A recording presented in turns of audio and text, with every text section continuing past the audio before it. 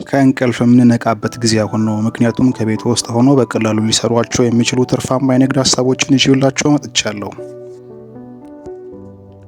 አንደኛ፣ የልብስ ስፌት ጥገና።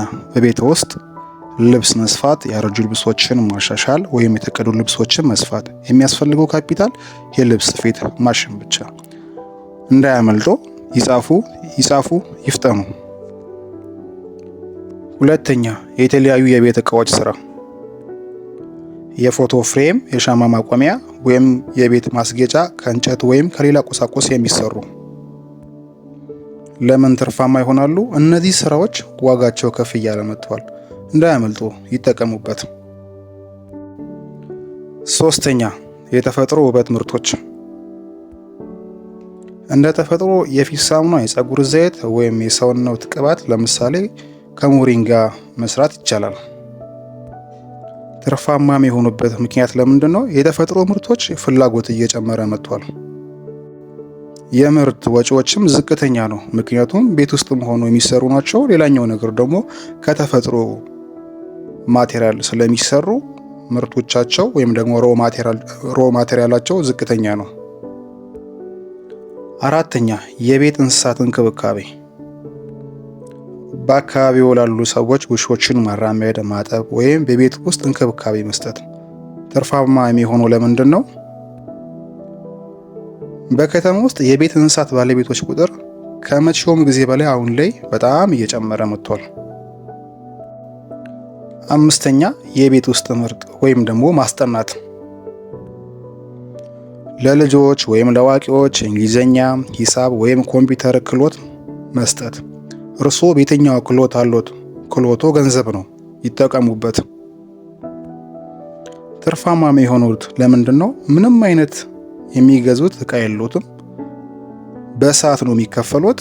ለዚህ ወጪ ሳይኖሩበት ትርፍ ጊዜውን ብቻ እየተጠቀሙ በሰዓት እየተከፈሉት ትርፋማ ይሆኑበታል። ስድስተኛ፣ ዲጂታል ግብይት። የሌሎች ነጋዴዎችን ማህበራዊ ሚዲያ ማስተዳደር፣ ይዘት ማዘጋጀትና ማስታወቂያ ማዘጋጀት።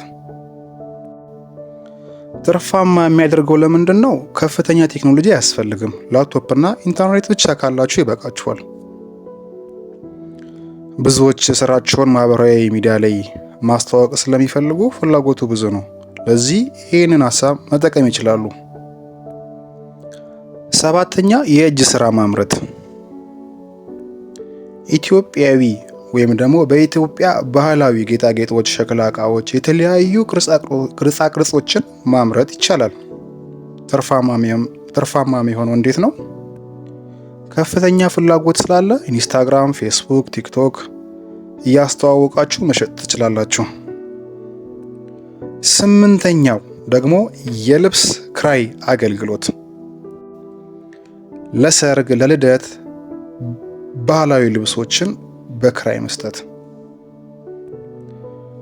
ትርፋማ የሚሆነው ለምንድን ነው? ብዙ ሰዎች አንዳንድ ጊዜ ስነ ስርዓት ወይም ደግሞ ለአንድ ፕሮግራም ብቻ ውድ ልብስ አይገዙም። ለዚህ ይህም የልብስ ክራይ አዋጭ ስራ ነው፣ ይጠቀሙበት። ዘጠነኛው፣ ኬክና ዳቦ መጋገር።